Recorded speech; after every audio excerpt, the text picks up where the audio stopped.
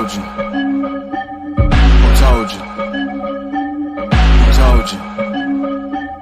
You what? God designed, God designed. What's the deal, board buddies? Yes. Oh, yeah. We done made it back another week, y'all. Congratulations. What's the deal? Welcome to the Boerboel Show. I'm your host, Jordan Pittman, along with my co-host, Jason Gibson with Savage Kingdom Boerboels. Welcome to the Boerboel Show, where we discuss this breed that we love, the most magnificent, the most fabulous dog breed in the world today, the best dog that you could possibly have. We talk about the Boerboel. This is where you can come. This is a platform that's welcoming to all. We're here for you, board buddies. This is where we exchange knowledge and information to help excel the breed to its highest peak, to help us get to everywhere where we need to go, to get us to reach our greatest full potential. Thank you for joining. I'm your host and my co-host, Jason Gibson. Man, what's the deal, big bro? Hey, brother, how are you doing this fine Thursday evening, man?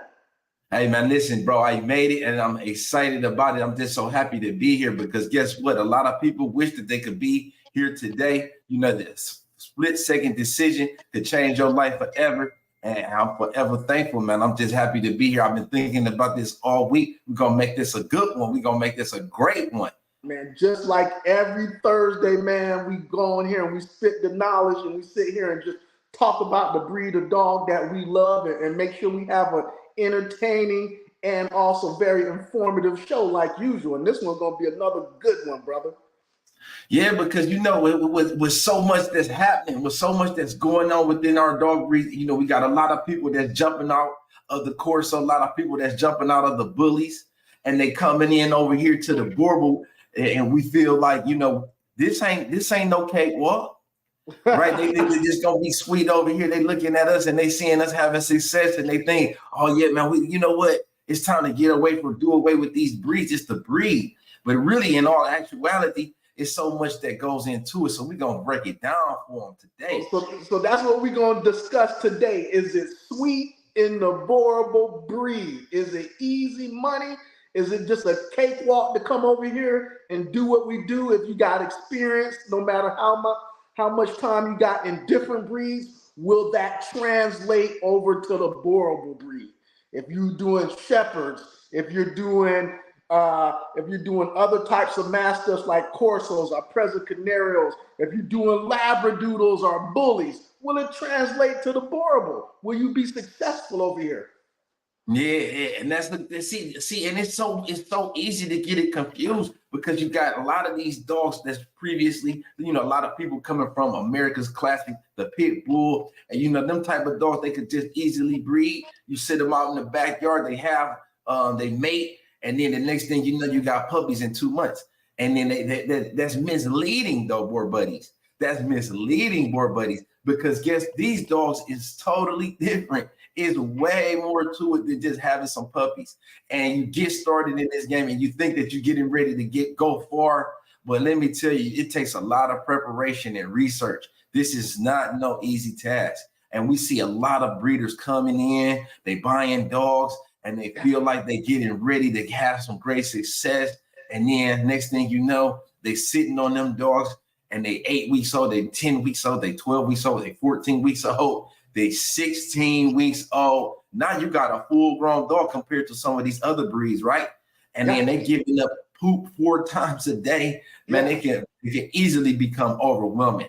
Thinking about the initial investment that you spend with your dogs, the initial significant investment, the cost of acquiring a puppy.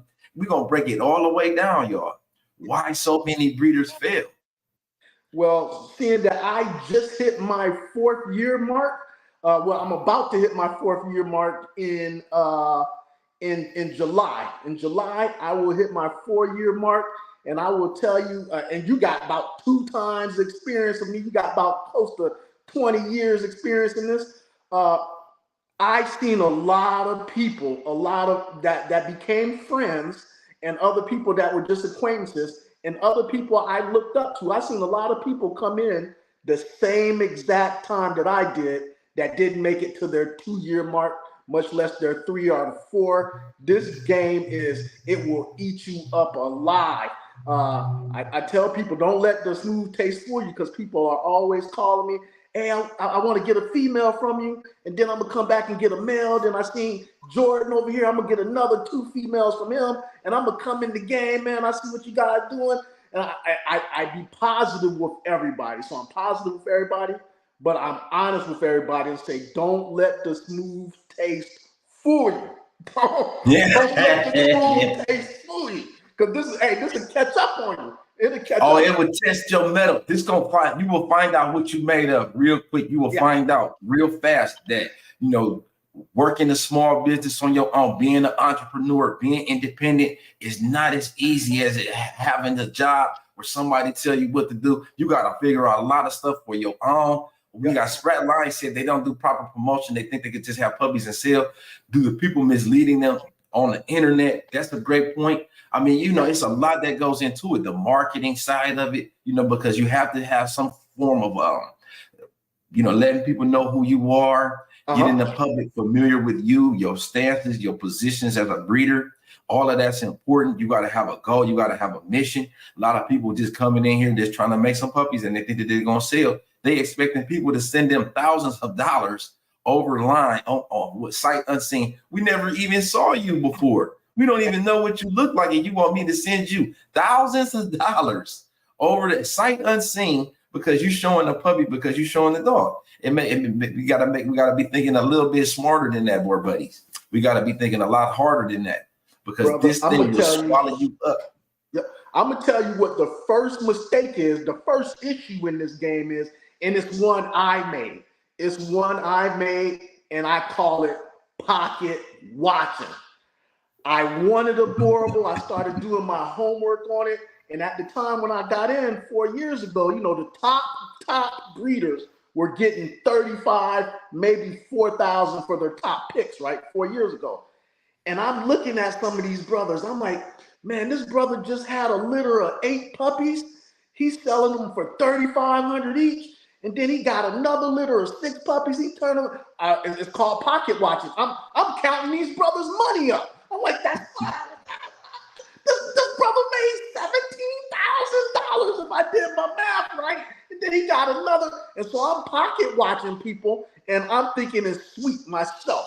So I'm like, man, I'm gonna invest some money, and I'm gonna jump head first into this, not knowing what was going on or what the real deal was. And there's a lot of people that jumped in the same time I did now, and maybe 2 or 3 of them are still around. So I start off with pocket watching, right? I like to tell people I'm the exception, not the rule. I got really, really lucky. I had some good foundation dogs. I got lucky. And we're going to circle around back to this. I say, don't pocket watch Jordan. Don't pocket watch me and think it's sweet, because we're going to get into a lot of stuff why a lot of breeders fail miserably with the Boerboel, brother. And that's a good point too, because you're sitting back and you're looking at and you're trying to measure the success of another individual, right? And you don't see all of the years and the sweat and the tears that went into this. All you see is just like at the fight, you see him win, and he did like Floyd Mayweather get in there and he knock him down. He make it look easy, but you don't see the years of training and dedication and hard work, all of that for that to make that 5 minutes look easy. He done had so many experiences previous to that. It's a lot of that can translate to dog breeding, sports in general, because you're talking about a professional athlete, you're talking about a professional breeder, and it looks easy. And it's just so much, it's very complicated. It's a lot that goes into it. And we got some slides that we have presented for y'all too. We can talk about that too. But I feel like, pocket watching, because it looks like, hey, it's something that is, right, I'm gonna have some puppies, and then guess what? I'm gonna have a bankroll. I'm gonna have some money. I could use a quick 24,000, 30,000 right quick. That's everybody. Hey, that's good money. Yeah. I could pay off a couple of my credit card bills. I could pay off my card note. I could send my baby to college. I need to just do this for a couple years and I'll be straight. But this is so much that goes into it. When you start talking about just acquiring a decent So let's break off into the first slide. Okay. Let's get off into the first slide. So here we go. We got the different tiers of Boerboels, right? And you see dogs coming in, and you see, from the very tippity top, you got the A1 dogs. These are the dogs that we see it in the shows, the dogs that we seeing going viral, the very real popular dogs, proven reproducers. This dog's got a track record. So you get a dog from there, right? Or these are the dogs that you see. These are the dogs that you see and selling for the top dollar. This is the elite class of the breed, right? This is like the top 10% of the breeders. Okay. This very few breeders is going to make it to this level of accomplishments, right? Then you have dogs coming down from those lines. So you may acquire, first of all, when you acquire in breeding stock, you need to start right there at the top from a well-known proven producers. It cuts your work in half because you got this dog is already established. He's already well known. And then don't go for the cheapest dogs and don't go for the most expensive dogs. You gotta do your homework. You gotta see what that breeder is producing and what his stock is producing. If you come in here with that attitude, man, I'm gonna go find the cheapest dog, you're gonna fail. If you come in there and like, man, I'm just gonna go buy a super expensive dog from overseas, you're gonna fail. Yeah, it's not that easy. Because see, down here at the other opposite end of the spectrum, we got pets. And some of those dogs is going to come from overseas. Some of those dogs is going to come from well-established lines. Some of those dogs at the opposite end of the spectrum, these are the dogs that are not qualified for breeding. These are dogs that the breeder said, you know what? I'm going to send these out. These are essentially culls.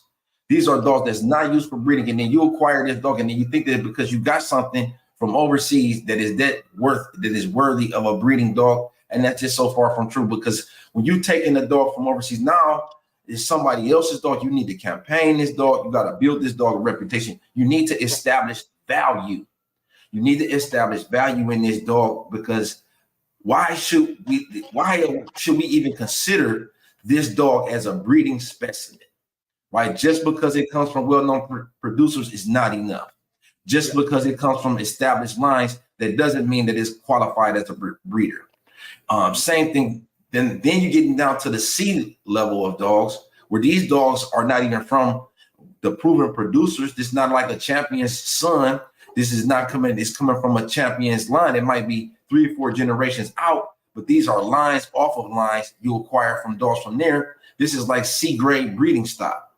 Then you're getting down to the D level of dogs. These are just Boerboels with no in particular type, nothing of significant traits or characteristics that we're trying to that we're trying to pass on to the next generation. These are just Boerboels in general. And we're not trying to devalue the dog, but we have not established the true value for this dog. And then you got some of these dogs that when you get down to the very general population, I like to call it, these dogs, some of them have value, some of them don't, because they generally in general not used for breeding. So these are the 5 different tiers and 5 different classes of dogs. And this can apply to Corsos, Bulldogs, Frenchies, so on and so forth. But all dogs are not meant to be bred. All dogs are not meant. And so when you're selecting your breeding stock, you think just because I have 2 dogs, that automatically qualifies me as a top tier breeder, top ticket puppies. And that's far from the truth. Far from the truth. Let me say one thing real quick. So we're not trying to ruin anybody's hope or make you feel bad or second guess yourself. We just want to give you the real facts and information about this. And I know some people are going to be on here watching today, tomorrow, next week. And one of them, I know some of them are going to say some stuff like, well, you should only be breeding to better the breed anyway. Yeah, exactly. We're not trying to, it's not about putting nobody's dog down, because there is still value in every single last one of these levels of dogs. Every dog and each has one of these value. Each one of these classes of dogs, right? But what we're trying to allude to is the fact that just because you get a dog from any one of these tiers does not automatically qualify the puppies as top tier puppies, does not automatically mean that the puppies are going to sell. This is just an illustration of the different levels of styles and qualities of the dogs that are available to you, right? So you want to start, as close as you can to that A1 level, right? Because, it cuts down the amount of work that you have to do. Not saying that you can't take a dog that's a pet and then you can still establish value in that dog as a pet. You can still take the dog and train them and run them and then, do different things, activities with them and earn some titles with them, get you some accolades on that dog. And now you can say, well, look, this is what this dog was able to contribute to my life. This is what this dog is able to bring to the breed as a value. And you're able to accurately say, look, this is where this dog's strengths lie. And now you're able to quantify, what am I trying to improve? What do I need to do away with? How can I make this better? You got to have a plan. You got to have a program, Yep. So that old saying, you get what you pay for, isn't 100% correct, but trust me, 85% of the time it is. You get what you pay for. If you go on the cheap end, you're going to get what you get on the cheap end. If you go on the higher end, your chances are significantly better. Doesn't mean you're going to hit a home run just because you spent all the extra money, but your odds are increased significantly. So again, you get what you pay for. Yeah, and it's exactly, so you started, it's just like what we had talked about before with the genome company. Yeah, it takes money to make money for sure. And that's in anything that you do. I was always taught to buy the best that I can afford. You know what I'm saying? So that's why one of the reasons that I roll with the Boerboel, because at that time, this was like one of the top tier dogs, one of the best dogs that it was available. And it was because I was bringing it in from at the time that I was bringing it in, it was affordable. It was easy for me to do. But, at the same time, when I finally got my dog, when the dog arrived here, it was not as promised. It wasn't the same dog that I had ordered originally. But so my work was not done. I had to really get out here. I had a 103-pound male Boerboel for a stud, my original dog that I imported, and so my work was cut out for me. I took that dog, I worked him out. I did obedience training, took him to the appraisals. He was the second dog in the world to accomplish the 12-mile run for the Boerboels, the Shut Sunday D. It's not for Boerboels, it's a working dog qualification where he can get a degree, and it shows that the dog has certain traits and characteristics that make this dog worthy of breeding, worthy of passing on. So, because if people had they kind of like heavily criticized me, and I'm like, what makes you think that your dog is even worth breeding?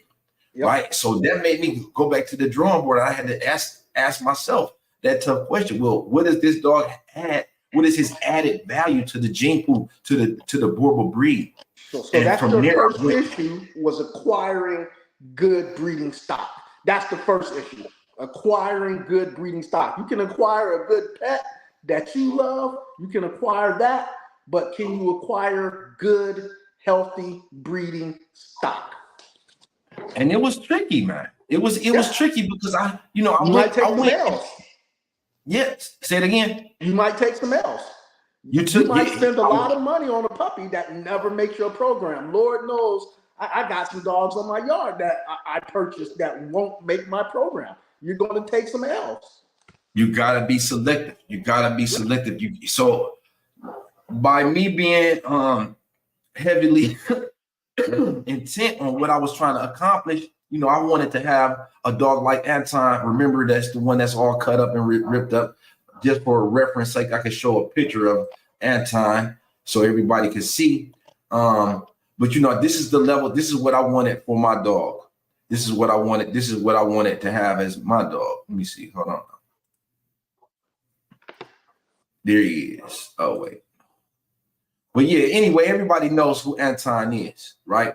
So this is what I was trying to accomplish with my dog. I was working my dog out. I was doing everything that I could possibly do. I was taking him. Had him pulling weights. And here you go. That's Anton right there.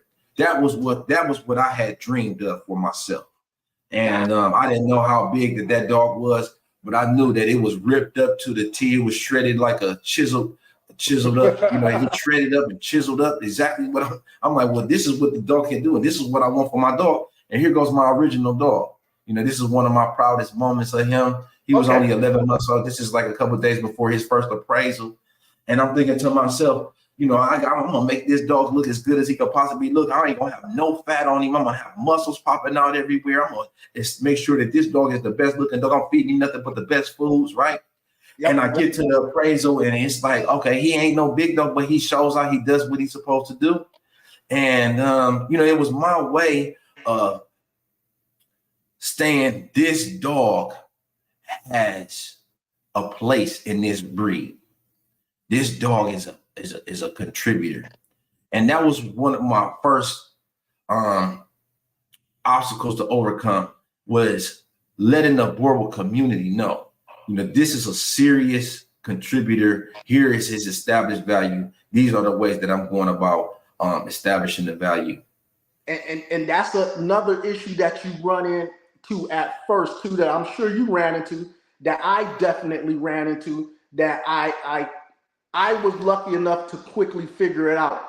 One of the problems that people run into this breed that I noticed is they get in here and they quickly want to try to impress other breeders in other kennels.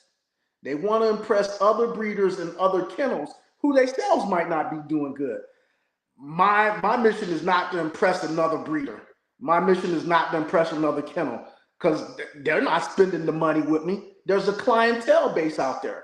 And at the end of the day, this is a business. Unless you come from a lot of money, you making high six-figure salaries, or you inherited some money, or you're just wealthy already, you'll go broke on these dogs trying to impress another breeder.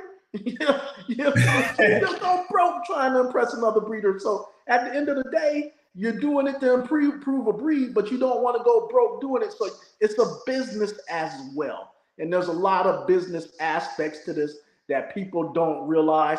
That's one thing that the bully people that are coming over, some of the Corso people and the Frenchy people definitely that's going to come over here, is that they're going to have some business sense. They know how to operate it. But what they won't know is that this breed is survival of the fittest.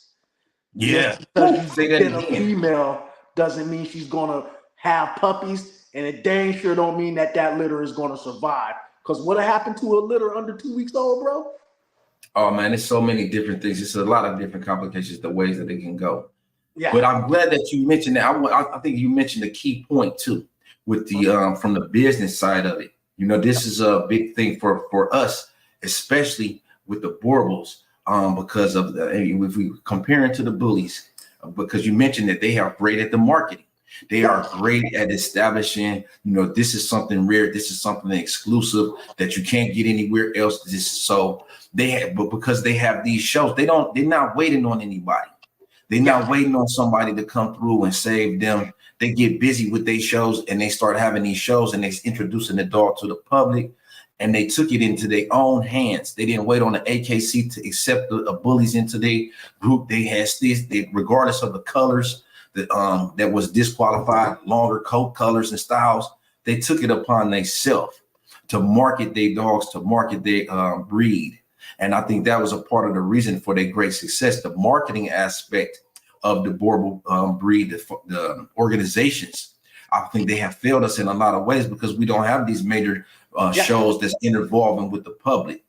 And I think that's one of the biggest benefits, one of the things that we can learn from the bully community, because they have had great success with the marketing and the showing of the dogs. I was confused with appraisals at first. I heard the word appraisals, and so I'm thinking I'm going to go to an appraisal, and it would be like a dog show, that there would be a lot of clients there. You get to an appraisal, and it's 10 to 15 other kennels there. There ain't nobody there to see your dog except other kennels. There's nobody there that's going to potentially buy your dog except one or two other breeders. So that's the importance of a dog show, is that it's bringing potential clients to you. The Boerboel game, when I came in here, they didn't have any of that. I'm going to pat myself on the back, but not too many people in the United States even knew what a Boerboel was before I came in here. And I kind of realized that that was a missing aspect over here. I was like, man, people don't even know what this dog is.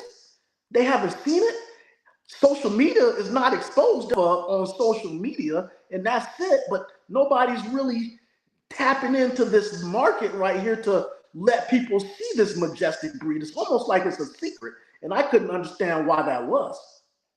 Yeah, man, and that's why a big shout out to you, man. You know, because you put a lot of eyes on the breed, 700 million views, or 100, how many 100 million views? You know what I'm saying? That's a lot of eyes. That's like, yeah, that's a lot. That's a big publicity aspect of it. You know what I mean? And social media. I feel like a lot of what's happening is we being failed. We're not getting the publicity that we deserve. Essentially the appraisal. Yeah, it's a great network, meet other breeders, but beyond that, it's a huge failing. All they going to do is take your money and then they gone on, and you don't hear from them again until it's time to appraise the dogs. Exactly. Until it's time for them to collect some more money. They weren't doing anything to help the breeders out, and therefore I seen just coming in, and I know you've seen way more than me, but I seen a lot of people come in at the same time as me, and there's only one or two of those kennels left, and there was a bunch of older kennels that have also disappeared because they were getting stuck with puppies. So they're getting stuck with puppies, and they're having hard times breeding females. That aspect again, like I said, survival of the fittest. These are all obstacles that are hard in this breed. That again, these puppies can be fine under 2 weeks old. They can be fine 1 hour. You come back in there an hour and a half later, and you done lost 3 puppies and 4 more about to go, and you wiped out. Yeah, just that quick, that quick. And man, that's why I'm sitting in here. You know, like when my puppies come, I'm in the box with them. I'm constantly observation. You know, like they always within the earshot. If I hear something that stuff don't sound right, sound like a mom or something is on a puppy, or everybody not nursing. You know, I'm able to make adjustments. You got to be able to catch those things. You got to catch those things early, right? A lot of this with this observation, it's the same thing with plants, right? Once your plant starts to show signs of weakness, or that it's being nutritionally, it's not getting all of its adequate nutrients, it's not getting all of the sunlight, it's not getting all of the, and once 3-4 days done went past that, you know, you at a point almost of beyond being able to recover. You got to catch these things early, especially with a puppy, because by the time that it really starts to show signs, then it's kind of getting to be too late, especially with a young puppy that's trying to grow at the same time. So let me say this. At any given time, I say during 1 month, there's and I'm just guesstimating, making up some numbers. I'd say there's about 50 people ready to buy a puppy right now, the month of April. We're in April, the month of April, there's 50 people ready to buy puppies. There's 10 kennels out there with puppies on the ground right now. There's another 15 kennels with puppies on the way. So say those 10 kennels are averaging 7 puppies each. That's 70 puppies that will be ready in April, and then there's another 70 that'll be ready in May. Why would one of those people, those 50 people, want to buy a puppy from you?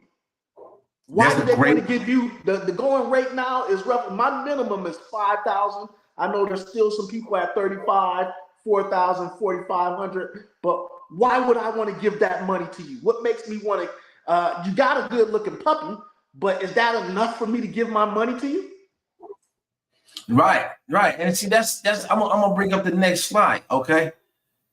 Backyard breeders, right?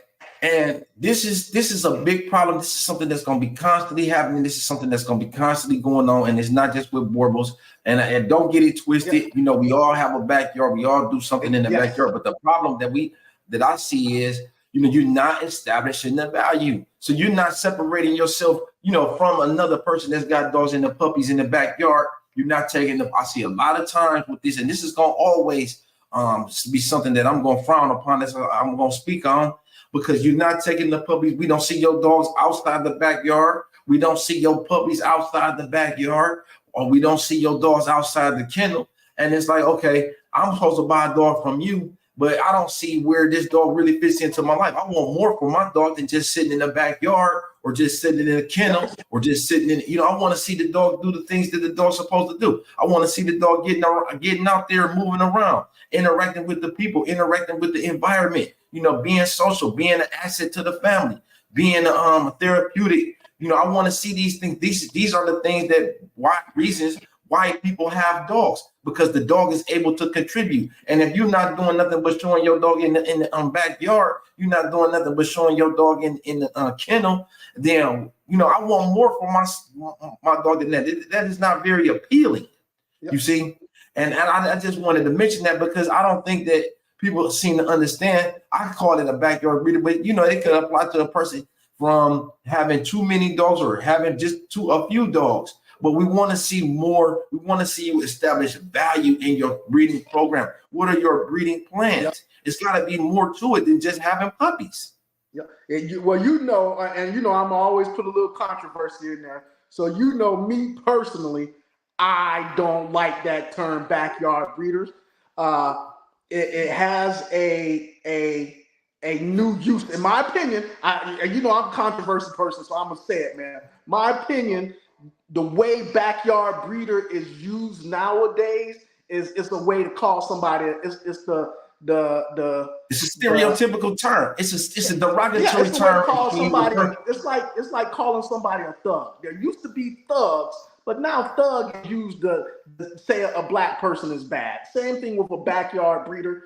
But there is a legitimate term for backyard breeders, right? But it's not used the right way a lot of time because, again, like you said, we all have backyards.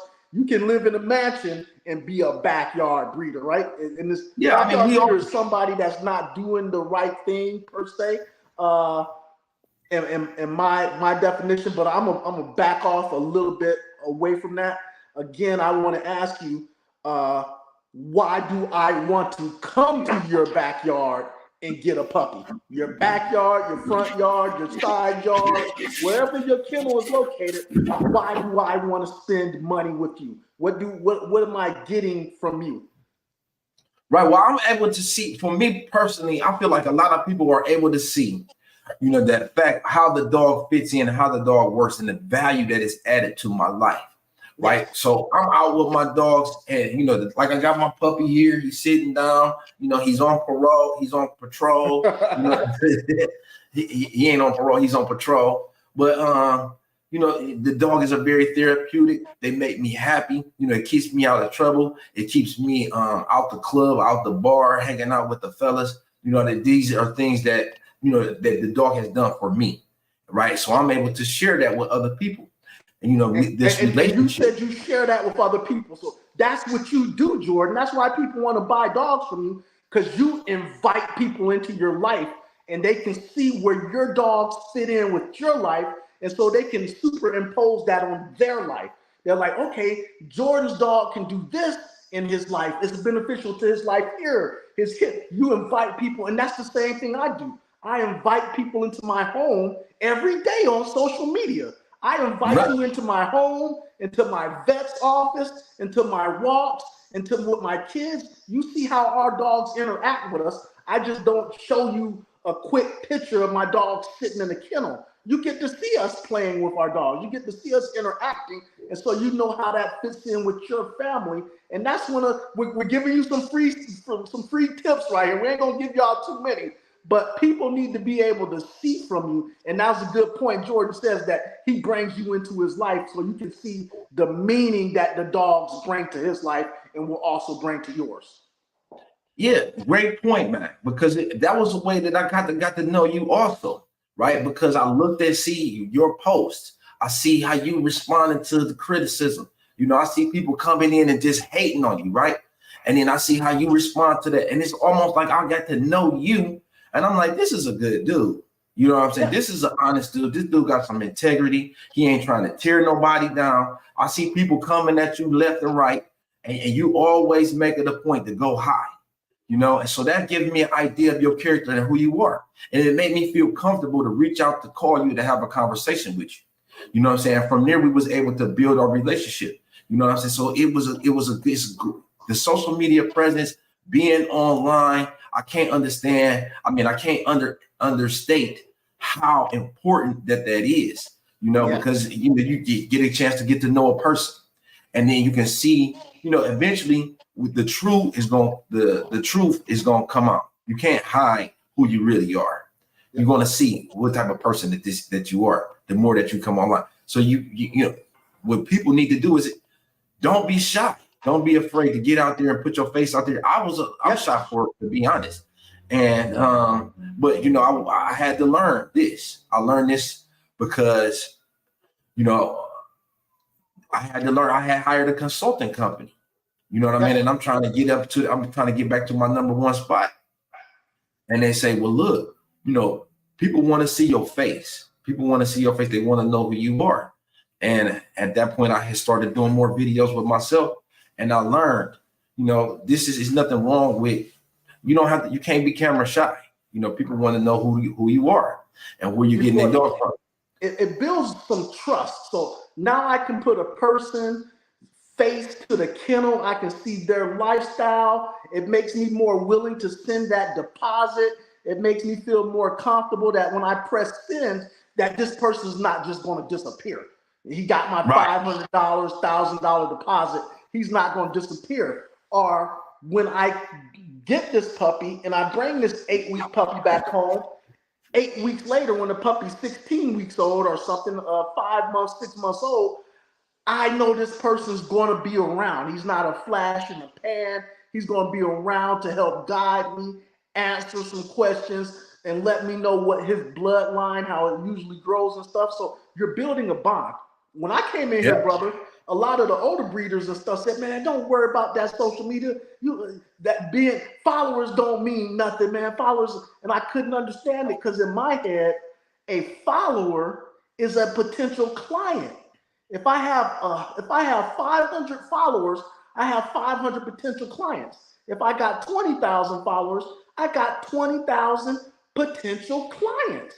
And I couldn't understand that people didn't realize that. I was like, this is your client base. A lot of you guys, when I came in, at least, a lot of the breeders was really just passing puppies back and forth, right? And it didn't make sense to me. I'm like, there's a whole world out there that will love this breed, cherish this breed. They just got to know about this breed. Yeah, yep. And that's where your online campaigning is coming in. Another thing that I wanted to touch on was breeding for profit. Mm-hmm. Right. So a lot of people looking at the dogs as a commodity, so you figure like you think about it as pie or something that you're selling. Right. So the more materials, the more flour that I have, the more sugar that I have, the more baking materials that I have, I can bake more cakes, I can sell more pies. Right. Yes. So if you think about that might apply to pies, but that don't apply to dogs. Does not apply to dogs. It does not apply because I see a lot of people. I think one of the biggest mistakes people make is they run out and get a bunch of dogs before they have even get to know the dogs. Yes. Right? They don't even really know their dogs, and they got a bunch of them before they haven't sold a puppy, and they feel like, okay, I got 4 females that give me an opportunity to produce 8 litters every single year, and now I have 8 litters a year that give me a potential to make X hundred thousands of dollars. And so you haven't even putting the cart before the horse because you haven't taken the dog, you haven't did the progesterone testing, no health testing, no breeding and semen analysis. You haven't bought a stud dog, you haven't paid for a stud fee, and now you might have a male that is not known or not established, and now you got 4 or 5 dogs. You really got a bill, a large expense, because anytime that you're not. The dogs is a liability. They cost money every single day. Every single day that you have a dog, you got to spend time, money, and effort and energy. And I think that's one of the things. Another thing that people not looking at is the time and expenses that's involved with maintaining a breeding program. Make money, brother. I tell everybody that, man, I was over $30,000 in the game, man, for a few years. Approaching 40, 50,000 before I ever made a dime. For years, I'm in the whole dog food, vet bills, buying the dogs, buying the dog houses, buying the pea gravel, buying all those little things add up, add up, add up. It's expensive. So again, it takes money to make money, and it's going to take time for you to come back. It's not a magic show. And again, some people are what I call pocket watching. They just look at what somebody else is making, and like you said, they didn't see how many times they was in the gym shooting. You know, Steph Curry is Steph Curry, but you don't know, Steph Curry spent years shooting from the three-point line before he was automatic with it, right? You got to put in some work. You got to put in some money. A lot of people want to cut corners. You know, they want to get in there fast. They want to get as much money as they can, make it as fast as they can. And they seeing this, they don't really have a long-term plan. They're not looking at what is the worst thing that could possibly happen. You know, how bad could this go? What are the shortcomings? What are the failures? You know, what happens if I don't sell no puppies? You know, am I willing to keep the puppies and pass them out or whatever and watch them grow up? You see what I'm saying? A lot of times what people want to do is, like you said, they want to get these dogs and have puppies as fast as they possibly can with no plan, right? They don't have a long-term plan. Yeah, you got to plan this thing out, you know, because like you said, I mean, I got lucky in the beginning. So I started off, I built my program one dog at a time. I started with one, had some puppies off of that one, bought another dog, had some puppies off of that dog, and then I had my foundation, right? But you say, like you were saying, you know, a lot of times people want to cut corners, and you get a bunch of dogs. You get these dogs before you even get to know them. And then you don't even know what they're able to produce, the complications that go along with having this dog, because every dog is going to have some kind of complications, to believe it or not, especially when you start talking about purebred dog breeding. No dog is bred perfect. So when you start thinking about that, you don't even get to know your dog, the shortcomings of your lines, and then you got a bunch of them, and now you find it out later once it's too late that you got an issue in your program, or this dog is not producing the way that you had anticipated. You're not getting that thickness, you're not getting that head and that chest, you're not producing those impressive specimens, those impressive puppies that people are desiring, the dogs that people want. You don't even know how to arrive at the dog that people want, because you think you already have become an expert because you got a couple of dogs. And I go through this all the time. All the time. You know, I've been feeding the dogs. So I'm gonna give you a perfect example. I feed the dogs raw, right? So I've been doing this for over 15 years. It took me 2 years to find out how to get the raw, how to be able to source the materials that I needed to get this, right? So I'm feeding it, and my dude, I got a young dude that is coming up under me. He got kind of corsos, and I'm telling him how to feed the dogs. And then before I could even finish my statement, he telling me, no, man, I've been doing this. I know. I'm telling me, you know, they're not going to eat the meat frozen. And I'm like, bruh, listen to me. I've been doing this. This is the way that it's done. When you feeding the dog a whole, you taking the meat and you slicing it down into small bite-sized chunks. Now your dog is just lapping this stuff up. He's eating it down real fast. You're not getting the activity. When you're feeding the raw, you know, it's an activity. When you're feeding it frozen, now you're giving the dogs a job to do. You're making it interesting. His life becomes interesting. And I'm trying to explain this to bruh, and I had to tell him, like, bruh, just be quiet. Okay, quiet. Yeah, just listen. Just listen. I'm telling you I've been doing this for this long. Today he hit me back and he said, yeah, man, you was right. And I say, bro, all I'm trying to do is help. You know, I'm not trying to assert myself as the know-it-all. I don't know everything. And I'm not going to speak. And if I don't know, I'm going to be quiet. You know what I'm saying? Because, hey, I'm looking to learn also. Yeah, but so that's what I did. Is I looked at a lot of successful breeders and what they were going to do. And you don't have to reinvent the wheel sometimes, right?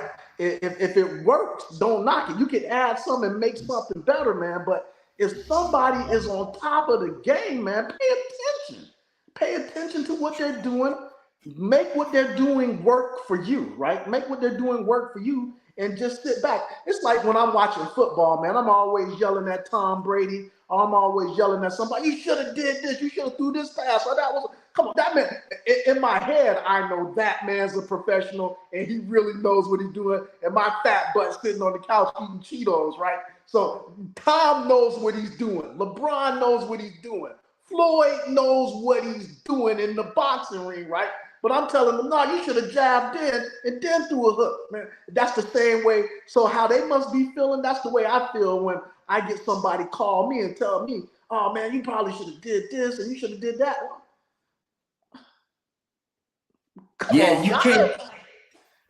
Come on, guys. You can't. I'm open to good advice. I'm open to good advice, but don't tell me to stop doing what's working. Don't tell me to go a different route from what's working, especially to go do something that's not even working for you. So you can't assume you're an expert until you get to the expert level. Until you get that black belt put on you, you're still a brown belt or a white belt or orange belt or whatever. And there's nothing wrong with that because we all go through learning stages. I think you said something very important when you said, I learn from other people that's more successful than me. Oh, yeah. Sometimes what happens with people too is we tend to write off another person's success. And we say, oh, well, he got money, he got rich, he got this, he had all of this help, so on and so forth. That's your ego talking. Your ego will not let you accept someone else's success. So when you see somebody else having great success, try to look for the lesson. If they making more money than you and they selling more than you, then they must be better at the game of business. It's a Tell your ego to shut up. Check it at the door. Shut that ego down and look for the lesson. What could I learn from this person? What can I pick up? How is they doing this? How are they accomplishing these goals that I aim to achieve? And then I try to study them. And then I try to learn from that. But we want to be important. We want to be expert. We want to be critics. And we want to we want to be important all too often. And we want to show off our experience. And we haven't even learned. And what about customer service is such a big part about this too, man. I hear people call me all the time, man, and say, man, I asked this guy 2 questions and he rushed me off the phone, man. People can't, and I'm gonna address this now. I see online a lot of times people say, man, I didn't get a dog from Savage Kingdom because Savage Kingdom wouldn't answer their phone. I couldn't get a hold of them.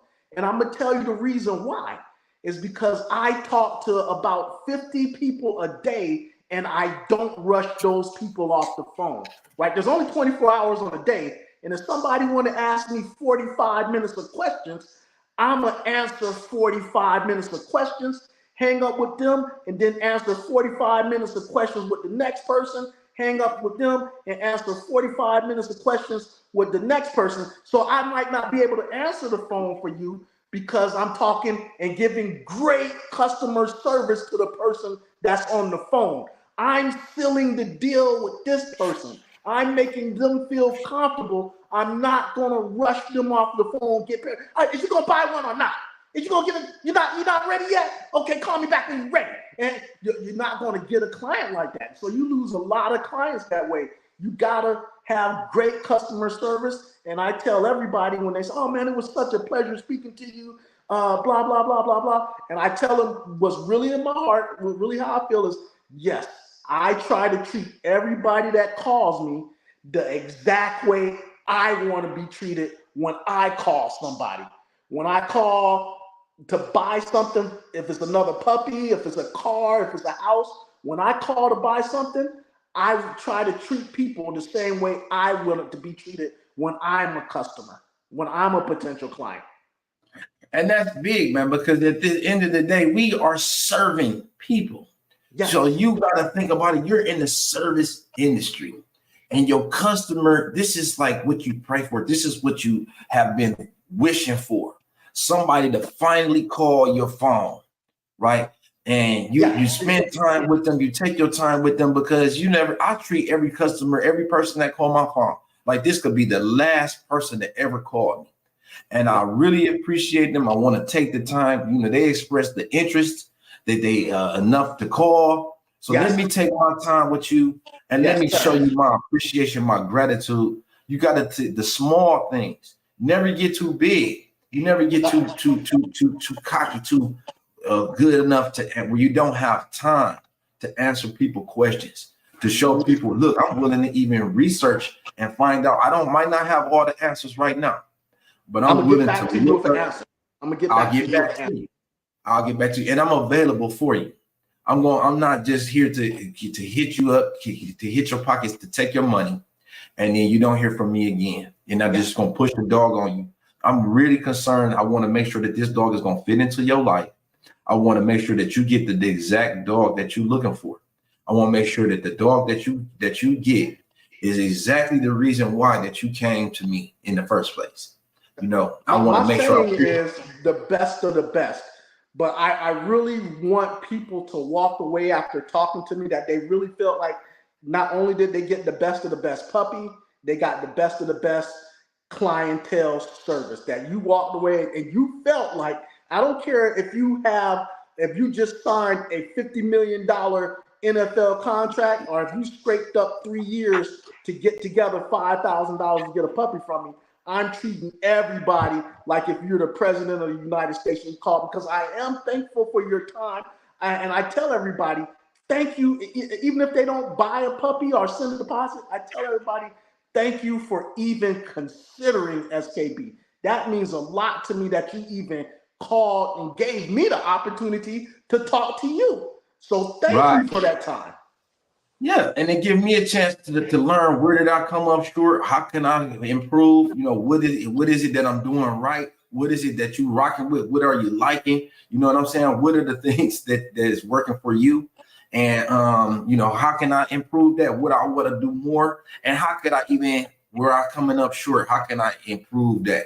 You know what I'm saying? I want to make sure that I'm giving the customer, I'm giving my client, you know, exactly the type of services that I would look for, and then even more. You know, I don't want to give you my all, because, like you said, man, it's something that people wish for, right? And I know that it can get overwhelming, especially with a big clientele that you have. You know, you're taking a lot of calls, but you know what? I try to make it and talk to myself and explain to myself, you know, I'm gonna treat every single person the same.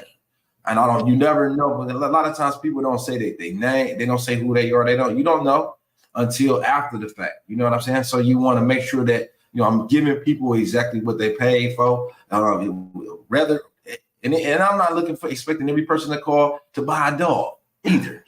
You know what I'm saying? Look, as a breeder, I'm supposed to be an advocate for the breed. I want here to answer questions, to aid and argue with information. That's right? Improving the breed.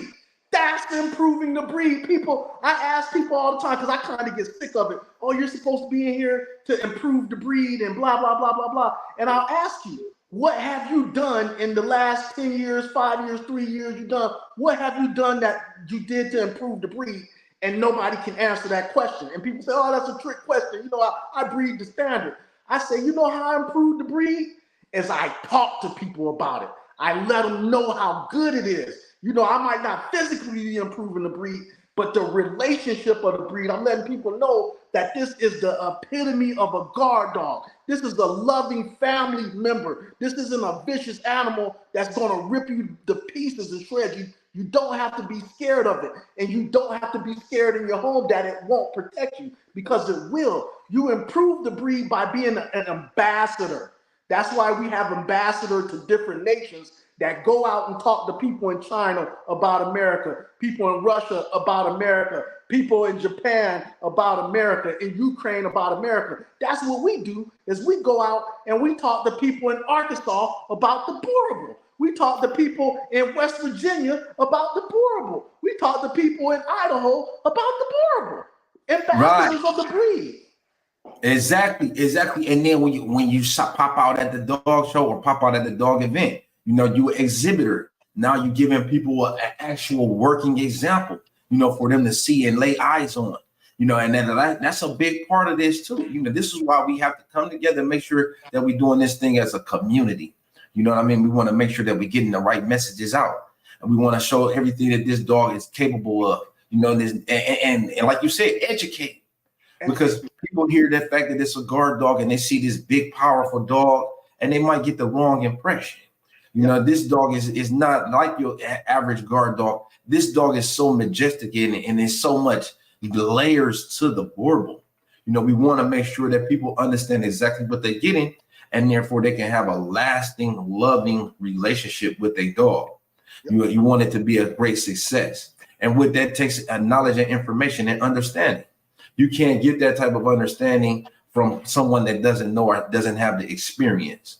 You know what I'm saying? They don't have the experience. Then how can they really speak on what the dog is, you know, how the dog is? They don't have it. They don't know.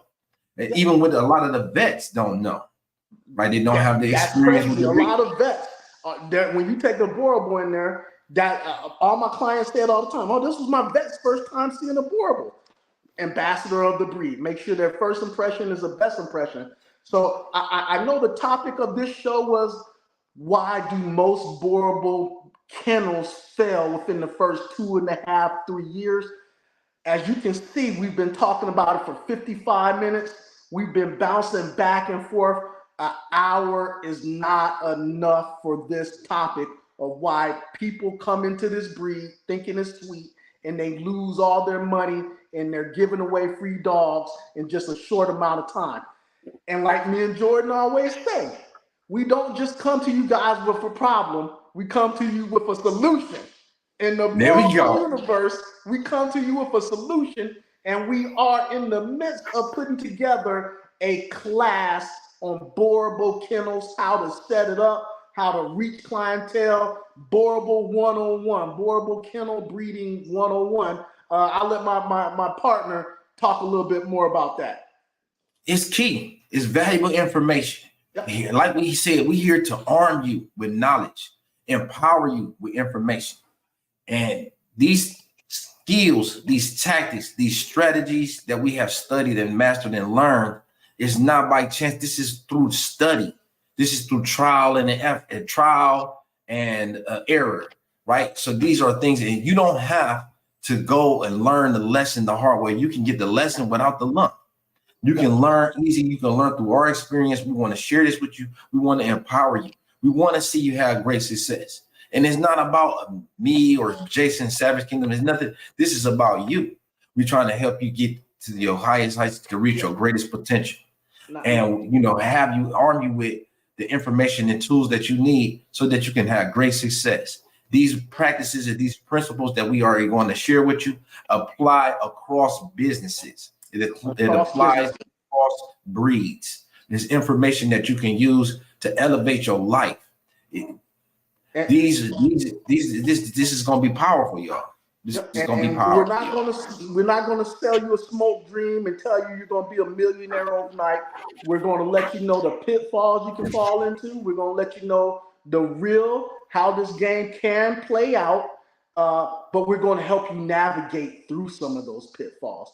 We're going to help you navigate through some of the obstacles. We're going to help you start off in a better position than Jordan started off when there was nobody. He had to pave that road for me and for other people. And so we're going to help you get on that road, get settled, and get on the right path. And then ultimately, it's going to be up to you to take the knowledge that we're going to provide and go out there and use it.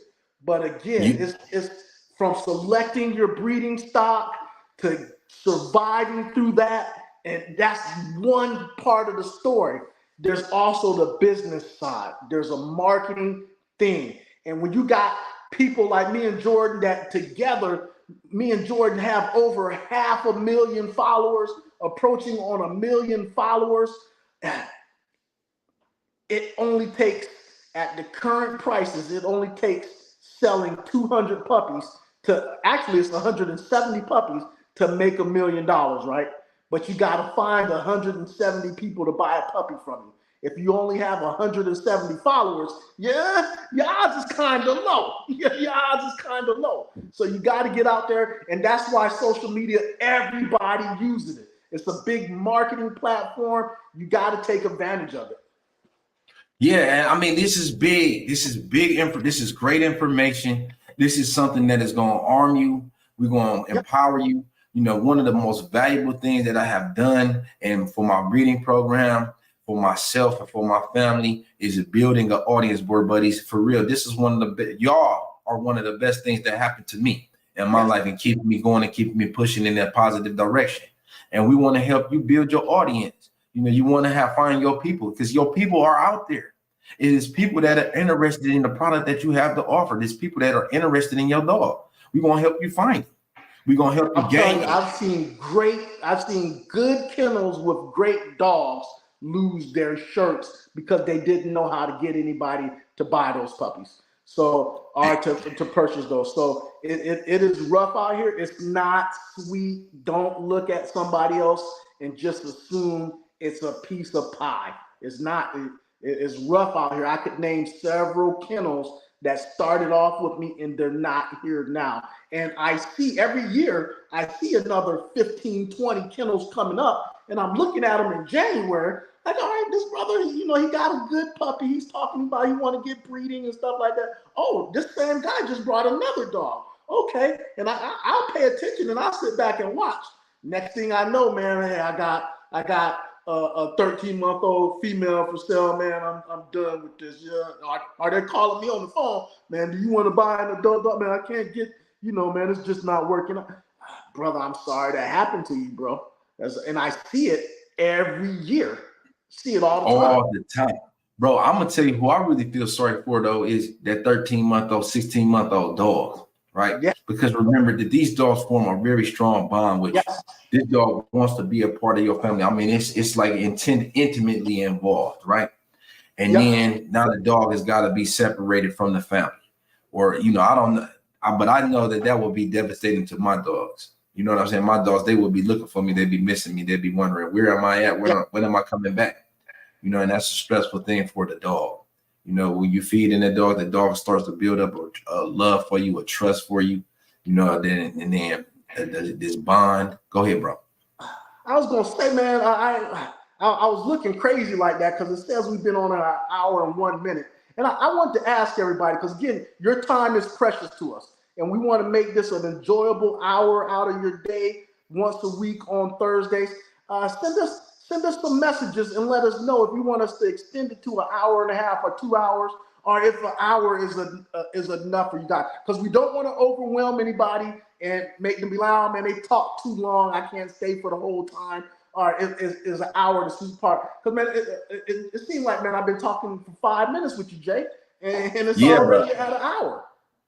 1 hour is this. I don't think, you know, when we kicking in like this with the Boerboel family, I don't think that it'll never be enough time.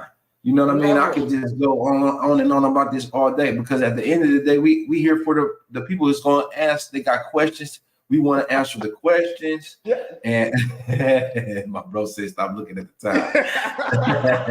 I just be trying to be respectful of y'all time, because again, I really do appreciate y'all time. I appreciate y'all time, and I don't want y'all to say, "Oh man, the show was just too long." I know you guys have families. I know some of you guys have dogs you need to take care of and stuff. But man, when it's so natural. Me and Jay sit down and just talk about dogs all day, and we really want to give you the information, and we realize that there's nobody else out there doing this. There's nobody else out there doing this, so we want to put our heart into it and. Again, be out there just being an ambassador for the breeds. That's why we break it down and discuss it every week, Thursday, 7 p.m. Eastern Standard Time. I know last week I was giving out the wrong time. I was just messing up the time last week, but it's 7 p.m. Eastern Standard Time every Thursday. Yeah, bro. I really I like doing this though, because I feel like I owe the dogs. You know, and I feel like at the end of the day, this is going to make it lighter for somebody with their dog. This is going to make them have a better experience with their dog. Yeah.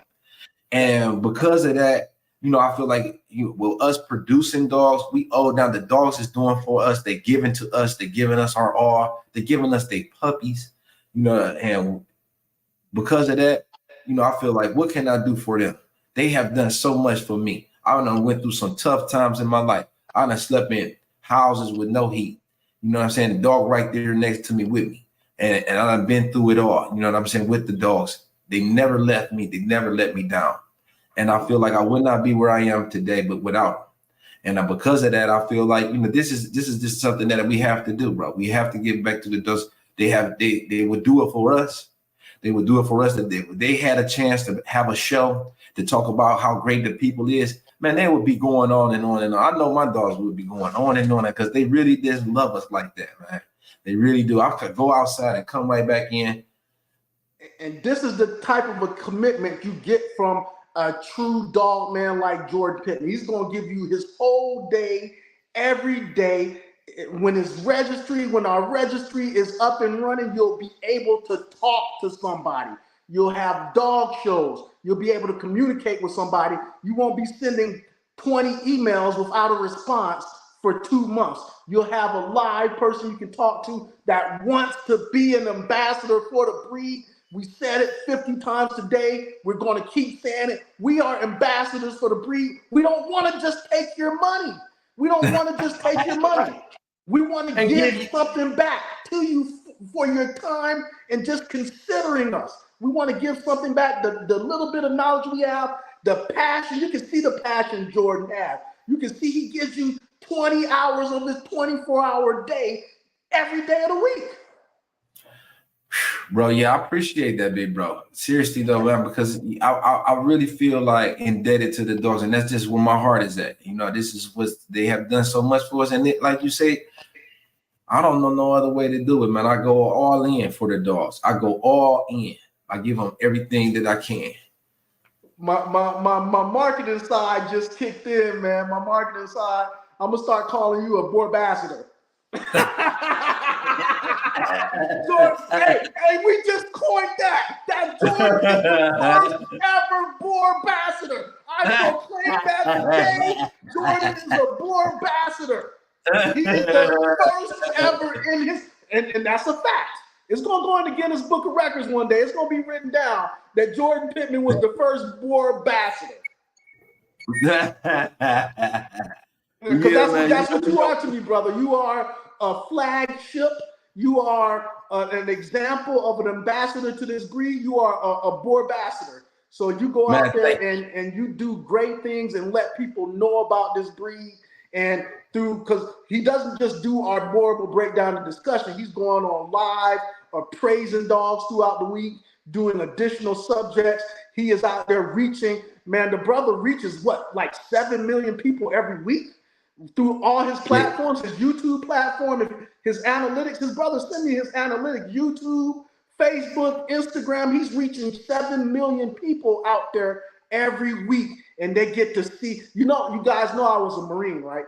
And so when I was in the Marine Corps, that's one thing they always used to tell us, that you're probably the first and only Marine that somebody ever sees. If they see you on a plane, if they see you at a bus stop, if they see you at a Denny's, you might be the first Marine they've ever seen. And their first impression and only impression of the Marine Corps is going to be you. So make it a great one. They demanded that you make it a great one. This brother is reaching 7 million people every week. Those are millions of people that never heard of a Boerboel before. And I am so proud that their first experience is Jordan Pittman. And that's what makes him, in my eyes, a true Boerboel.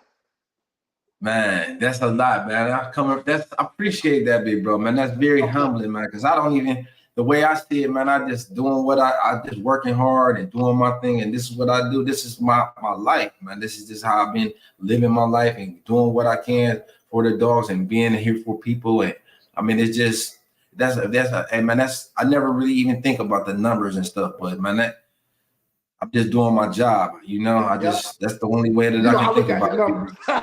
when you accidentally send me your analytics, I look at them and I'm like, God dang, that Jordan is doing some numbers over there. God dang.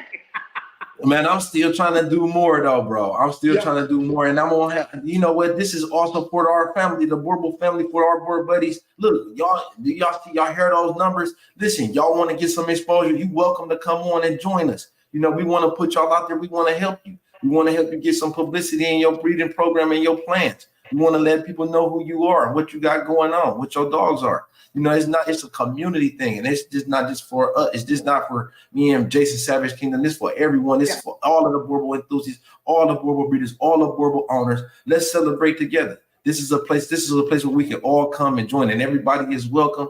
And nothing else, man. We just can sit around and talk about the Boerboels. Y'all let us know what y'all think about that name. I like it, man. Boerboel. And Yeah, I'm Boerboels, proud bro. to We say gotta that my make sure partner is the first one, man. The first we gotta official. make sure that we getting that stuff on shirts, man. We gotta make sure we getting that on merch and letting people know, this is if you ain't gotta get it, dog, you can still be a Boerbassador. You feel me? That's my goal, is to work my way to Boerbassador level 2, man. That's my Oh goal. I no, want to man, be a stop. Boerbassador level Listen. 2, man. No, you believe it or not, man. You up there. You like one of the you got to go down in history as one of the fastest growing kennels of all times, big bro. Yeah. 700 million views, man. That's huge, and that's a publicity for us all. And then the way that you do it is in a very positive way. Yeah. You know, everything that you're doing, is no negativity there. Like you said, you represent, you have a great first impression. You know, I didn't know you at first. But I learned a lot about you from all your posts and what you're doing and the way that you conduct yourself. And I think that that's a great example of the way that people should be learning to conduct themselves. Like, even me, myself. Because, man, I was like, man, I'll be furious at some of the stuff, like I feel personally attacked. And then I see where you go on there and say, hey, man, I'm gonna pray for you, man. I see that you, whatever it is that you're going through, that's got this heavy on your mind, that's heavy on your heart. And I'm like, man, that was a real classy act. That was a great example of a way to deal with someone that's difficult, because we're gonna come across difficult people in every aspect of life. But that example that you another said, part of the class, is that people will try to get you out of your character on here. And I'm telling you, I have NFL clients and NBA clients that tune in under fake names to watch stuff like that. And if you get down in the mud talking trash back at people, it turns them off. So you never know who's watching. Just like the head chairman of the board been watching Jordan of Sabs, been watching Jordan for months. You don't know who's watching these shows. You don't know who's watching your kennel page on IG or Facebook.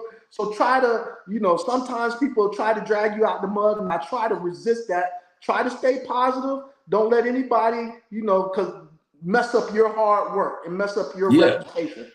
My cousin used to tell me. That's another key part that'll be in our classes. Yeah. My cousin used to say, man, don't crash your Benz into a bucket. You see a bucket of a beater. He might get out there in front of you, and they might be wrong, dead wrong. You might not even have the right of way, right? But that they might have the right of way. But you don't crash your Benz into no bucket. And that's one of the things that I learned, that you is a great example of that. The way that you conduct yourself with class, even when they try to drag you down into the mud and try to assault your name and assassinate your character, you still keep it classy, big bro. And that's a great example for everybody that's looking and learning and trying to, attain that level of success. You're not going to get there when you get down in that mud and start slinging mud and start getting down on that lower level, that lower frequency. People want to ascend. They want to go higher. They want to get higher. They want to do better. Everybody wants to become it might better. feel good for a few minutes to type that reply out. And I fell victim to it before. Type that reply, you suck, it feels good to get on that Twitter board. But trust me, it's not doing your business, and it's not doing the Boerboel any good. So that's the main thing. It's not doing the Boerboel any good. Yeah, and see, and me being younger when I first started, bro, I was like reckless and wild with it. You know what I mean? I didn't take that. I was like, look, if you say something, I'm clapping right back at you. And I think that might have cost me some support in the end, because I'm different than I was in the beginning. And I learned that, not to lower my frequency down there to that level where they, a whole lot of mudslinging and dirt. I want to be better. And that's one of the things that we all can learn from each other's experiences, big bro. And that's the beauty of the community. You know what I mean? The beauty of having a community, having somebody to support you. Like, cause I was on my own, I was young and with it though. I was ready. And like they say something, I clap back, right? I wasn't like sparing, taking no punches. You know what I mean? And I think that at the end turn, they made me like seem adversarial, where I was always looking for combat. And the truth of the matter is that's not, I'm really a peace loving person, but I'm skilled with the combat too though. So and look at you now, man. Look at you now, man. From where you came from, man, with no help paving the road to the first ever Boerboel, man. The first ever in history, man. I couldn't ask for a better co-host, man. And I love being on the show and talking about these dogs with you and with all our other Boer buddies out there. So Boer buddies, there you go, Boer buddies. Look at our Boer ambassador. Give him a hand of applause. Give this brother flowers. We appreciate you and what you do for the Boerboel community. And we're going to keep doing it every Thursday, 7 p.m. Central Time. Boerboel breakdown, discussion. Everybody's invited. We want to hear from everybody. Set aside an hour or longer for us every week. Please, we'll appreciate it. And we want to just provide this information, and we enjoy the feedback. And we're going to always come with something very entertaining and very educational for you. Yeah, Boer buddies, and let us know how we can improve. What can we do to make this more valuable for you? What do y'all want to see? Let us know, bro. Let us know, because we here for y'all. You know, it's a community-based support. If you got questions, we want to help you with your questions. We want to answer the questions. We're going to do the research. We're going to do our homework, and we're going to give you something that's of value, not just straight off the cuff, off the top of our head. We're doing research behind the scenes, you know, to make this a valuable show. It's not just, you know, we're going to just kick back and talk about those. I mean, that's kind of somewhat what we're doing, but still, it's information, though. The information, the knowledge, the understanding, bro. You know what I mean? This is what we're trying to build up. And so I think next week, I'm going to talk with my partner about it again, but next week, or at least the Thursday after that, we'll be coming back with part 2 in our series of what to expect when bringing a Boerboel puppy home, the 6-month saga. Which you're getting the 6-month saga of a puppy. So we're going to come back with part 2 on that series, bringing your Boerboel puppy home. Oh, we got so many great episodes coming up. We're going to have a vet. We're bringing in a vet, emergency room veterinarian. We're going to be talking about her experiences with the breed. We coming with the stuff for you. When I say we be doing our homework, when we bring this vet on, we're going to be able to talk with the vet about information. So we over here, we be doing our homework for you guys, man. We be doing our homework. Oh my, come on now. We putting in work, man. Everybody get that book if you don't have it. If you don't know what that is, show that one more time. That's a great one right there. Screenshot it. Yeah, screenshot. Everybody need to have that in their tool belt, in their arsenal of books and their knowledge and information. This is a great book. If you know, I got my copy, and I mean, you can look up stuff. Some of your puppies in your dog's life. Yeah, and it'll help you better understand when to take your dog to the vet, what you can do for your dogs. I also been doing some intensive research on, you know, the origins of the breed, making sure that we got a very thorough understanding of what this dog, the intentions were. And I found out some very interesting details. I can't wait to share this with y'all. It's going to be an intensive investigative report about the Boerboel and its origins and specifically. But yeah, big bud, I can't wait. I'm looking excited. The future is looking very bright for us. And I can't wait. Every single week, it seems like we get better at this. And I can't wait to see what next weekend entails. And before anybody steals our idea, me and my co-host here, we already in talks, man. Break some news right now, man. You might be looking at 2 authors because we're planning on getting together and making a first comprehensive Boerboel guide /book /something, man. So we're coming every aspect: social media, podcasting, books, information. When we say the Boerboel universe, we are fixating on the Boerboel so hard. We're going to expand this universe, and we're going to make sure this solar system is just filled with all the positive things about the Boerboel, and we're going to find a way to get you the information, find a way to get it to you, from a registry to classes to shows, podcasts, everything. We're giving you this information, the knowledge you need to succeed in the Boerboel game. That's key, big bro, man. I wish we could say, I'll say that 1,000,000 times, you know, because it's a team. You know, believe it or not, we all is related some form of way what we do affects each other. You know, we're talking about the breed as a gene pool, so we all contributors. We all contributors. Big bro, man, I don't know what. Hey, listen, you making the show so much more interesting, makes it lighter on myself, man. I really appreciate you for joining and coming, dedicating yourself to the show, man. I'm right here with you, man. There's nothing like having a team, bro. Yes, sir. Teamwork, man. It's corny, but it make the dream work. And it's been a dream working with you, brother. So all the props all the time, man. I'm already thinking about next Thursday on the show with the Boerboels, man. I'm thinking about it, getting on there and just providing this information and having a great time. Because this is a great time.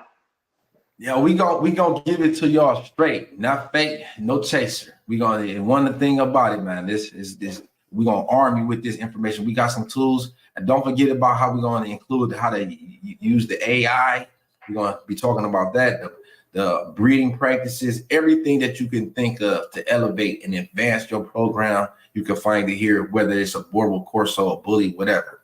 You know, whether you got a beauty shop, a barber shop, a bar, whatever, a car wash. These things can help you, big bro. That's all for me today, big bro. Okay. I want to get out here before it get too dark. You see the sun done set on me. I want to make I gotta sure go pick up poop. Hey, when we get off this podcast, we go back to picking up poop. Right. It don't stop. The work is never done, y'all. It's never done. Remember, one of the first things that we talked about was the time, work, and expenses. People don't understand how much dedication is involved with being a dog, man, and having these dogs.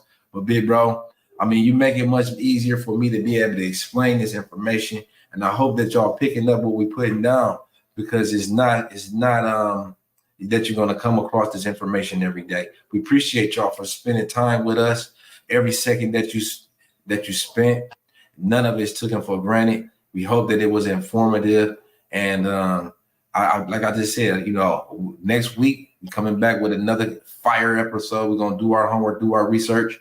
And if you got questions in the meantime, in between time, you know, you can shoot us a DM or give us a text, a call. You know, our lines is open. We accessible and available. Big bro, I'm gonna let you close it out.